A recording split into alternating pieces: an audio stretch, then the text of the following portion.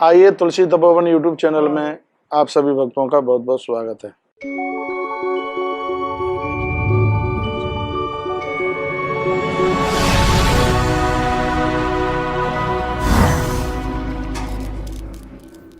इस वीडियो में हम चर्चा कर रहे हैं एकादशी। सबसे पहले तो यह मैं आपको बता दूं, आज है 22 तारीख 22 मई और कल है 23 मई। ज़्यादा तरह से एकादशी का जो व्रत मनाया जा रहा है वो 23 मई को मनाया जा रहा है, क्योंकि उसके पारण का समय 24 तारीख को सुबह है 5:30 से लेकर के और 8:10 तक है। इसलिए आप भी 23 तारीख को ही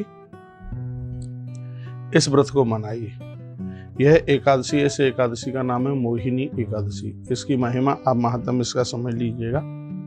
एक बार गुरुदेव वशिष्ठ के चरणों में भगवान तुलसी राम जी बैठे हुए थे। राम जी ने कहा, गुरुदेव ऐसा कोई उपाय बताइए जिसमें सभी दुखों की निवृत्ति हो जाए। वनवास में मुझे बहुत कष्ट मिले हैं। जानकी का हरण हुआ, पिता की मृत्यु हुई, लक्ष्मण को बाण लगा, बहुत ज़्यादा ही कष्ट मिले। तो कभी कभी मैं याद करता हूँ तो मुझे बहुत पीड़ा होती है, बहुत दुख होता है। गुरुदेव ऐसा कोई उपाय बताइए जिसको करने से जीवन में बिल्कुल दुख ना रहे। तब गुरुदेव वशिष्ठ ने कहा, हाँ उसके लिए मैं तुम्हें बताता हूँ। हे राम, वैशाख शुक्ल पक्ष की जो एकादशी है जिसका नाम मोहिनी एकादशी है, मोहिनी एकादशी का व्रत करने से किसी भी प्रकार का दुख और किसी भी प्रकार की पीड़ा नहीं रहती। यही कथा भगवान श्री कृष्ण धर्मराज युधिष्ठिर को सुनाते हैं। अब थोड़ी इस कथा का महात्म्य सुन लीजिएगा।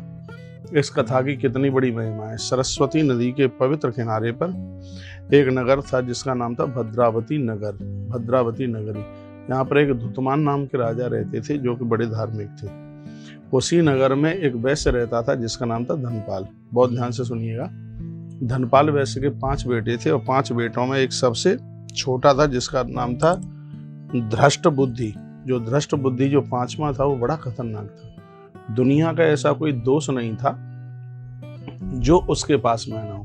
और पिता धनपाल इतना धार्मिक था, इन्होंने बहुत कुएं बनवाए, वृक्ष लगवाए, पोखरियां बनवाई, सरोवर बनवाए, लोगों के लिए प्याऊ वर्ण आदि की इतनी व्यवस्थाएं करी इस पिता ने। 4 बच्चे उनके सही निकले, लेकिन एक बहुत बड़ा घटिया निकल गया। और घटिया इंसान तो नाक में दम कर देता है, बहुत परेशान करता है। ऐसा कोई दोष नहीं था जो उसके पास में ना हो। जुआ खेलना, शराब पीना, पराई नारियों का संग करना, ये उसके लिए कोई एक बहुत बड़ी बात नहीं थी। घर की संपत्ति चुरा चुरा करके उसने खत्म कर दी। माता पिता, कुटुंब, खानदान, परिवार उससे बहुत ज्यादा परेशान था। एक बार यह हुआ कि चारों भाइयों ने मिलकर उसकी ठुकाई पिटाई करी और उसको नगर से बाहर निकाल दिया, क्योंकि वो बर्बादी पर तुला हुआ था।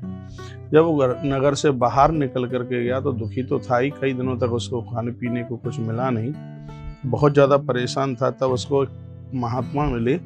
उन महात्मा का नाम था कौंडिन्य ऋषि। और मैंने आपको बहुत बार कहा है कि संत जीवन का समाधान है। महापुरुषों के चरणों में बैठोगे तो जिंदगी का समाधान होगा। इसने साधु को एक पेड़ के नीचे तपते हुए देखा, चरणों में जाकर के गिर पड़ा, लंबा प्रणाम करने लगा, कहने लगा, हे गुरुदेव मेरा उद्धार कीजिए, मेरा कल्याण कीजिए। घर के लोगों ने मुझे बाहर निष्कासित किया है, ऐसा कोई दोष नहीं है जो मेरे अंदर नहीं है। साधुओं से, महापुरुषों से कभी कोई बात न छिपाइए। और उसने एक एक बात बता दी।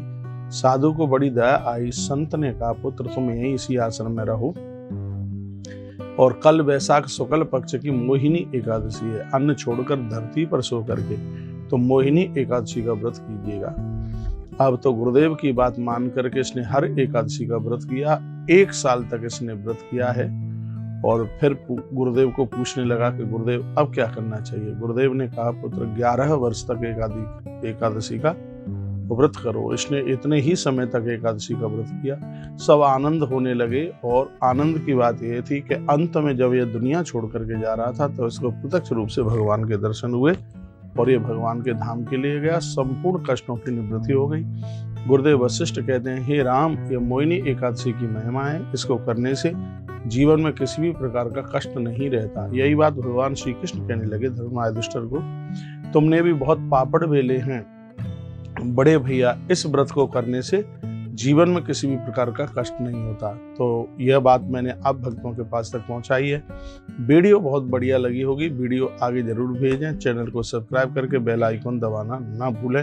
एकादशी मैया का जयकारा लगाइए। जो परम वैष्णव हैं उन्हें एकादशी का व्रत जरूर करना चाहिए। 3 दिन में व्रत पूरा होता है। दशमी की रात को भोजन छोड़ा जाता है, एकादशी को एक आध बार फलाहार किया जाता है, द्वादशी को एक ही बार भोजन किया जाता है।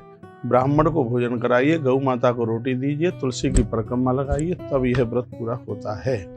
तो आप सभी को एकादशी की बहुत बहुत शुभकामनाएं, मंगलमय शुभकामनाएं। जय श्री कृष्णा, जय श्री राम, जय गौ माता, जय राधे श्याम।